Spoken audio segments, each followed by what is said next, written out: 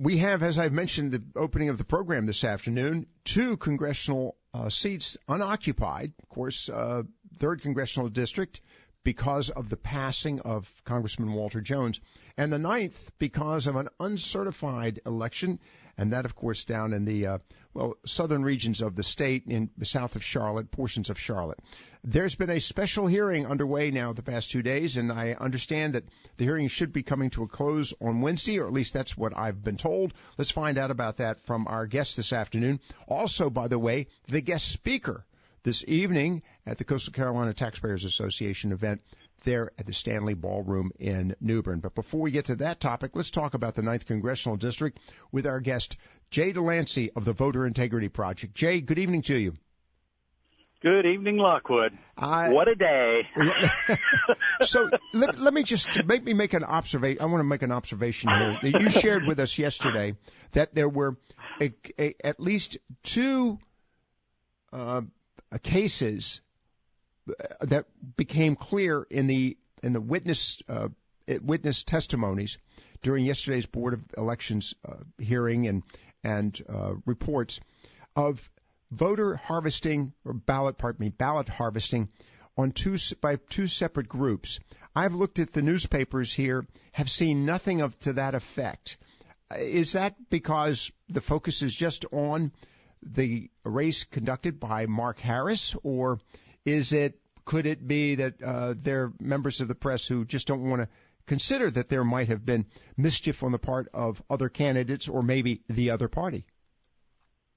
Well, yes and yes. The media, all they want to do, 85% of them are Democrat. Isn't that what I heard in a recent survey?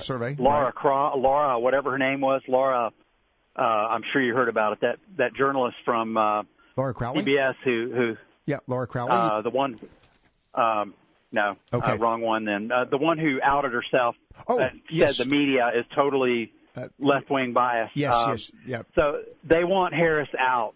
They want Harris out. That's all there is to it. So the media is only going to focus on the narrative that gets Harris out. And I think it's probably our group's failing that we have not publicized the point enough, and we will have to work on that. But it's, there are 2 groups. There were the Democrat group, and it was Honor Among Thieves, where they were actually at one point they deconflicted. They had one ballot that they had harvested, that Dowless had harvested, and had the ballot in his living room that belonged to the other person, Wooten, I think is her name, Lola Wooten. And so someone comes over and has a big argument with him, and he hands the ballot and gives it back to them, a ballot in a sealed envelope, said, "My bad."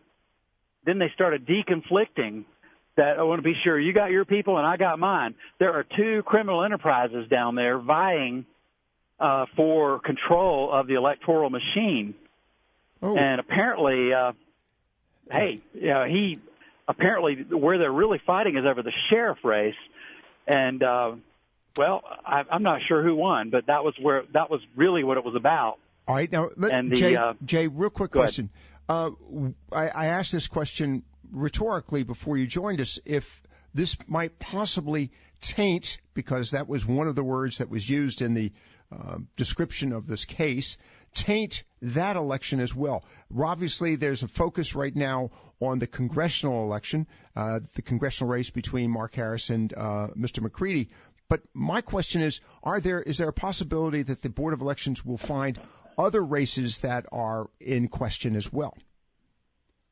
Well, we're talking see no evil Board of Elections here. So they'll see a lot, but the question is, what will they do? The way they framed it so far. I'm sorry. Good. Okay, so you're saying that there's no indication at this point that they're looking for any evidence associated with any other race other than just the congressional race. I think quite to the opposite. They're doing everything they can to keep it framed just in Bladen County. Okay. There's a Democrat judge who won in Robeson County. Uh-huh. And that he clearly won by 67 votes, or she won by 67 votes. And I think they're framing in such a way that they can, with a straight face, say we're going to rehold this election because of what happened in Bladen, and only Bladen. Okay. And they're not going to they're going to try and hold that judge out. It's purely partisan. It's 3 wolves and 2 sheep voting on what to have for lunch. Okay, now, by the way, we're talking about the Board of Elections when you say 3 wolves, because there are 3 Democrats. I'm assuming that's what you're talking about. Yep. And the 2 sheep being the 2 Republicans. All right. You were in attendance today for part of the time, were you not? Yes. Okay. Yeah. What happened today? What? So much. Yates, the main dish on the tray today was Brother Yates, Andy Yates, the guy who was the go-between between Mark Harris, the candidate, and Dowless. Okay. By the way, ladies and gentlemen, pardon me, Jay, pardon me. Go ahead. When we say Dowless, Dowless, that's Leslie McCrae Dowless. That is his last name. And you're talking about Red Dome Group founder, and that's the company that apparently hired Mr. Dowless. Andy Yates is the owner of the Red Dome Group. Is that correct? Correct. Okay. And you say he was the focus today of the hearing? He was the main ingredient on what they were cooking up today. Yeah, they really grilled him. What they're trying to do is either make Harris look like a liar or make Dowless, put so much pressure on Dowless that he's going to be in big trouble. Dowless will. I'd be amazed if he avoids federal prison for this, because he is. There have been so many things. It's federal law, state law. He's in big trouble. All right, now. But they were trying to. So Yates is trying to protect himself up there today. Okay. And I didn't know he was doing this. Okay. The other question, of course, has to do with the congressional race itself. Mark Harris, the Reverend Mark Harris, is he going to be called for as a witness by any chance? Do you know? That's a good question, and I would imagine he would testify. He wouldn't ask for immunity. I would imagine he will. That's a good question. All right, there's some breaking news here. Okay. You're hearing it first right here, that they announced today that they've got the room for Thursday also, and it looks like they're going to continue the hearing into Thursday. Okay. There's a lot of anticipation that it would be concluded in Wednesday. When has the Board of Elections stated what period of time after the hearing they will make the decision on whether or not to certify this race? I've not heard. Originally what they said was, we're going to hear for three days, and then we'll make our decision. So the question is, were they going to vote right there? Were they going to go away and have another meeting? I don't know the answer to that. All right. Now, Jay DeLancy with us this evening. Again, we'll chat briefly with him about his anticipated remarks this evening at the Coastal Carolina Taxpayers Association event there at the Stanley Ballroom, where he will be the guest speaker in New Bern. But he's calling right now from that area in preparation for later presentation. Jay, how many people were in today's hearing? Were there the same number? You said there were over 200. As a matter of fact, they basically closed the doors and had people standing outside, as I understand yesterday. Was that the case today as well? No. Yesterday morning, it was mainly all for the optics. And by the end of the day, people start trickling out. And today, after Dowless did not testify yesterday, I think even some of the media left, and the room there were plenty of seats. If anybody wanted to go over and see it, there were plenty of seats. That first day excitement is over. There were probably 50 less than yesterday, probably 150 to 200 people today. Okay. And yesterday there were, add 50 to that, whatever the estimate. It's calmed down a little bit. Okay, and then the other question goes to the media. Yesterday, when I was chatting with you in preparation of the program, you advised me that you had a Washington correspondent there in the room. Are there national media there as well as, of course, state media? Yes. Yesterday I ran into an NPR guy who was from Washington, which is very unusual. He said, NPR, I figured he's from Charlotte because that's normally how they do it. So they're WFAE sent somebody over, and also the NBC girl was there today too, and she had her earbud in like she was going to go on camera today. So okay, so things are ramping up. This is getting a lot of coverage nationally. All right, the other aspect of this, and I'm wondering, are the political leaders from either party in attendance, that it being Robin Hayes, Dallas Woodhouse, or anyone from the Democrat Party in attendance at today's program or any of the days? Yeah, the only face I would recognize readily is Dowless because he was on the media so much. I did see him there. I don't recall if I saw him this morning, but he's been around a lot. And he got mentioned in a big way. I'm not sure I understood part of it, but the implication is that some people knew that Dowless was involved in an investigation from 2016 election, and they allowed the Red Dome people. They never told Harris or the Red Dome people that he was under investigation, and because that was the question. It might have been a hypothetical. It was a little bit confusing, and I should shut up. But there's suggestion that some people knew, and they're not, and they didn't tell the Harris campaign that he was under investigation. All right, we'll have more on that tomorrow. Okay, yeah. The primary focus then is Leslie McCrae Dowless, who yesterday said he would testify only under the case that it would not be held against him. Am I correct on that? Basically, that description. Right. He wanted immunity. He wanted immunity, and they said no way. The district attorney said no way. They brought in a special prosecutor for this, Lauren Freeman from Wake County, the DA for Wake County, and she's been down there investigating since 2016, which just recently came out in the news, or 2017 actually. Right. But anyway. All right, now, I'm curious about the Board of Elections. Of course, this dispute began shortly after the election, and that time the chairman of the State Board of Elections stepped down because he started making charges and accusations that the race was tainted to begin with, and he knew it. Has he been called for a witness by any chance?